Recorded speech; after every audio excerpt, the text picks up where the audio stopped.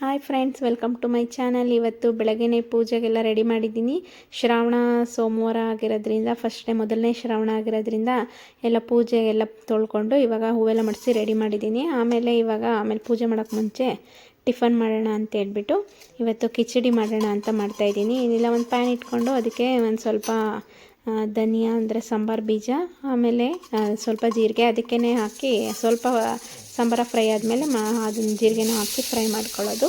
ಆಮೇಲೆ ಸ್ವಲ್ಪ ಒಂದು 1/4 ಟೇಬಲ್ ಸ್ಪೂನು ಮೆಂತ್ಯ ಹಾಕಿ ಫ್ರೈ ಮಾಡಿಕೊಂಡು ಖಾರಕ್ಕೆ ಎಷ್ಟು ಬೇಕೋ ಅಷ್ಟು ನೋಡಿ. ನಾನು ಕಾಯಿ ಚಟ್ನಿ ಮಾಡಿದ್ದೆ, ಮಕ್ಕಳು ತಿನ್ನೋದ್ರಿಂದ ಸ್ವಲ್ಪ ಖಾರ ಕಡಿಮೆನೇ ಹಾಕ್ಕೊಂಡಿರ್ತೀನಿ.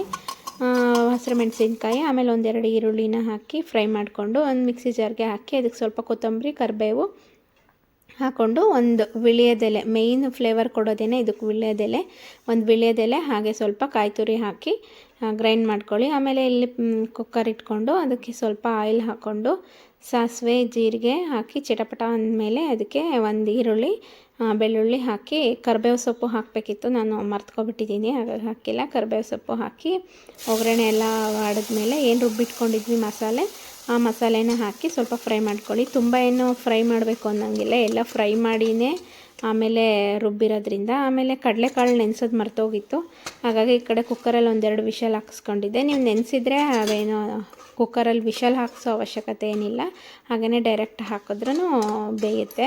ನಾನು ನೆನೆ ಹಾಕಿಲ್ದೇ ಇರೋ ಕಾರಣ ಒಂದೆರಡು ವಿಷಲ್ ಹಾಕಿಸ್ಕೊಂಡಿದ್ದೆ.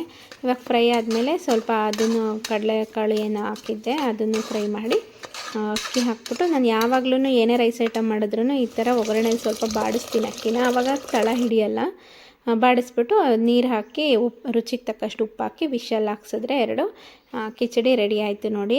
ಇವಾಗ ನೋಡಿದ್ರೆ ಬಾಯಲ್ಲಿ ನೀರು ಬರ್ತಾಯಿದೆ. ಟೇಸ್ಟ್ ಅಂತೂ ಸಖತ್ತಾಗಿರುತ್ತೆ. ಇನ್ನೂ ಯಾರು ಒಂದ್ಸರಿನೂ ಟ್ರೈ ಮಾಡಿಲ್ಲ, ಒಂದ್ಸತಿ ಟ್ರೈ ಮಾಡಿ, ತುಂಬಾ ಚೆನ್ನಾಗಿರುತ್ತೆ. ಹಾಗೆಯೇ ಪಕ್ಕದಲ್ಲೇ ಶಾವಿಗೆ ಪಾಯಸ, ಹಾಲು ಪಾಯಸ ಥರ ಮಾಡ್ತಾಯಿದ್ದೆ. ಸ್ವಲ್ಪ ಸ್ವೀಟು, ನಮ್ಮನೇಲಿ ಯಾರು ಸ್ವೀಟ್ ತಿನ್ನಲ್ಲ, ಹಾಗಾಗಿ ಸ್ವಲ್ಪನೇ ದೇವ್ರ ನೈವೇದ್ಯಕ್ಕೆ, ಮೊದಲನೇ ಶ್ರಾವಣ ಅಲ್ವಾ ಅಂತೇಳ್ಬಿಟ್ಟು ದೇವ್ರ ನೈವೇದ್ಯಕ್ಕೆ ಅಂತ ಹೇಳಿ ಪಾಯಸನ ಮಾಡ್ಕೊಂಡಿದ್ದೆ. ಇವಾಗ ನೋಡಿ ದೇವರಿಗೆ ನೈವೇದ್ಯಕ್ಕೆ ಇಡೋಣ ಅಂತ ಹೇಳ್ಬಿಟ್ಟು ಪೂಜೆ ಎಲ್ಲ ಮಾಡಾಯಿತು. ನಾನು ಇವಾಗ ನೈವೇದ್ಯಕ್ಕೆ ಇಡೋಣ ಅಂತ ಹೇಳ್ಬಿಟ್ಟು ತೊಗೊಂಡು ಹೋಗ್ತಾಯಿದ್ದೀನಿ. ನಮ್ಮ ಗೊಂಬೆ ಬಂಗಾರಿ ನಾನು ಇಟ್ಕೋಬೇಕು ಅಂತ ಹೇಳ್ಬಿಟ್ಟು ಹಠ ಮಾಡ್ತಾಯಿದ್ದೆ. ನೋಡಿ ಪೂಜೆ ಎಲ್ಲ ಮಾಡಾಗಿದೆ. ಇವಾಗ ದೇವರಿಗೆ ನೈವೇದ್ಯ ತೋರಿಸೋದು, ನೈವೇದ್ಯ ತೋರಿಸ್ಬಿಟ್ಟು ಮಂಗಳಾರತಿ ಮಾಡಬೇಕು. ನಮ್ಮ ಬಂಗಾರಿ ಮಂಗಳಾರತಿ ತೊಗೊಳಕ್ಕೆ ಹೋಗ್ತಾಯಿದೆ ನೋಡಿ, ಯಾವ ಥರ ಸ್ವಾಮಿ ಮಾಡುತ್ತೆ ಅಂತ ಹೇಳ್ಬಿಟ್ಟು ಪುಟಾಣಿ. ದೇವರು ಅವ್ರ ಪಪ್ಪನ ಥರ ಸ್ವಲ್ಪ ಭಕ್ತಿ ಎಲ್ಲ ಜಾಸ್ತಿ ನನ್ನ ಮಗಳಿಗೆ.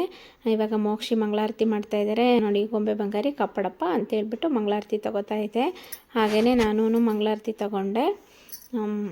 ಇವಾಗ ನೋಡಿ ಪೂಜೆ ಎಲ್ಲ ಕಂಪ್ಲೀಟ್ ಆಯಿತು. ಬೆಳಗ್ಗೆ ಗಡಿಬಿಡಿಲಿ ನನ್ನ ಮಗನ ಕಳಿಸಿ ಟೈಮಿಗೆ ಆಗಲಿಲ್ಲ, ಹಾಗಾಗಿ ಅವನು ಹೋದ್ಮೇಲೆ ನೆಮ್ಮದಿಲಿ ಪೂಜೆ ಮಾಡೋಣ ಅಂಥೇಳಿ ಪೂಜೆ ಮಾಡಿ ಇವಾಗ ಅದ್ರ ಜೊತೆ ಕಾಯಿ ಚಟ್ನಿ ಮಾಡ್ಕೊಂಡು ತಿಂದರೆ ಟೇಸ್ಟ್ ಸಖತ್ತಾಗಿರುತ್ತೆ. ಕಾಂಬಿನೇಷನ್ನು ಮಾಡಿಕೊಂಡು ಇವಾಗ ತಿಂಡಿ ಮಾಡ್ಕೊತಾ ಇದ್ದೀನಿ. ಓಕೆ, ಈ ವಿಡಿಯೋ ಇಷ್ಟ ಆಗಿದರೆ please like, share and comment, subscribe to my channel.